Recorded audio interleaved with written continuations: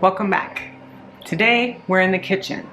We're gonna make my favorite plant-based, dairy-free, vegan ranch dressing recipe. Now I wouldn't call this recipe healthy by any stretch because there's lots of fat and oils in it, but it's dairy-free, which I try to be because of my autoimmune protocols. So let me get all the ingredients together and I'll show you how to do it. Okay, we've got all of our ingredients out. I don't think I've missed anything. The hardest part is gonna be the measurements because I usually just pour things in until it looks right. But I'll try the best I can to get the measurements together for you, and let's just get to it. There are a few key ingredients that I feel are super important. One is the Vegenaise. So it's really important that it be the soy-free kind. We've used the regular kind in the past and it just doesn't taste right. So it's super important that it's the soy-free version of the Vegenaise. And we eat a lot of this ranch during the week. We put it on our burrito bowls, we make tacos, cauliflower bites. We use it for everything. So I'm gonna make up a big batch and show you what we do. So I'm gonna start by putting the entire jar in. One of these batches lasts us about a week. So I'm just gonna put the whole jar in. This is a 16-ounce jar.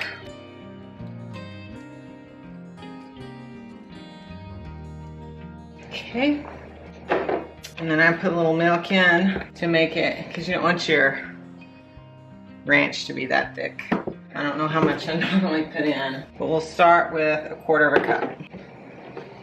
And to get the rest of the mayo out of the jar, I'm just gonna pour it in the jar. And then put the lid on the jar and shake it. That way I can just get as much mayo as possible out of there. And then I'll pour it in my bowl. Save the jar for later. Another super important ingredient is Dijon mustard. Okay, one more thing with the Grey Poupon. The brand probably doesn't matter. You can use any Dijon mustard that you want. I just prefer Grey Poupon.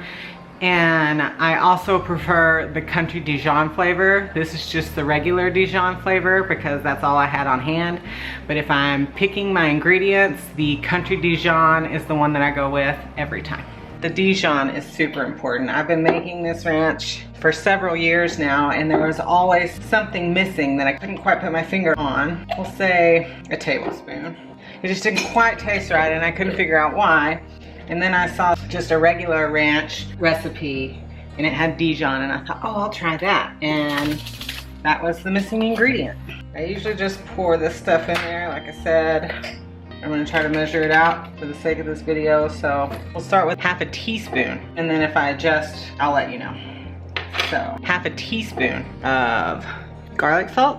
We're gonna go with about 1/4 teaspoon of black pepper. 1/2 teaspoon of onion powder, 1/2 teaspoon of oregano, 1/2 teaspoon of parsley. I'm gonna go with 1/4 teaspoon sea salt. If I hadn't used garlic salt, if I had used garlic powder instead of garlic salt, I probably would have used a 1/2 teaspoon of sea salt.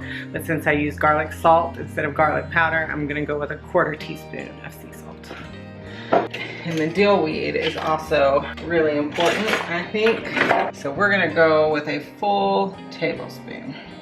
And we might even do more than that depending on how it looks. Get my immersion blender and I stick it in there.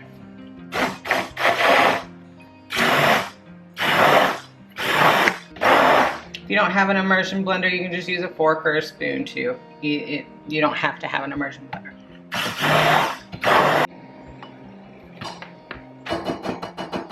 Still looks a little thick. Just happen to have some little cherry tomatoes on hand. We can test. Let's see what it tastes like.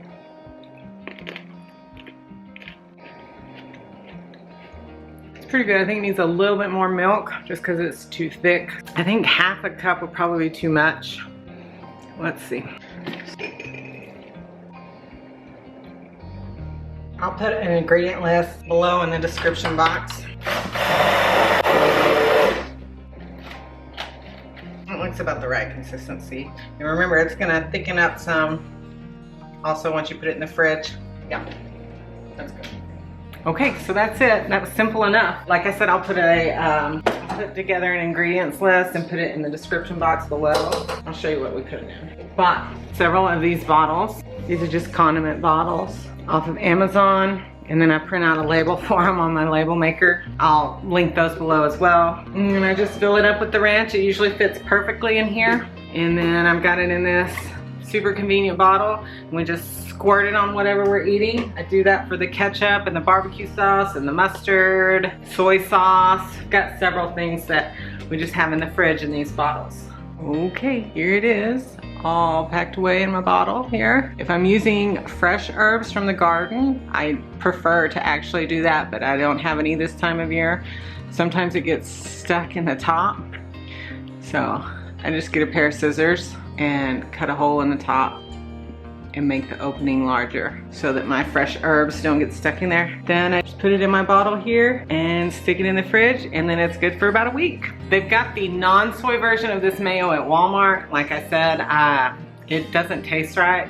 I haven't gotten it to taste right with any mayo other than this. I get that at Publix. I think you can also find it at Whole Foods, Sprouts Market. I think you can also get it at Target. You might be able to get it at your local Walmart. I just can't get it at my local Walmart. If I find some on Amazon, I'll link it below so you can try it. If you make this recipe, make sure you comment below and you let me know what you think.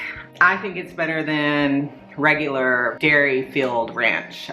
It's my favorite ranch recipe by far. Thanks for joining me today. If you like what you saw, give it a thumbs up. Make sure you hit that little bell icon so you get a notification every time I make a video. And I'll see you again next time. Bye.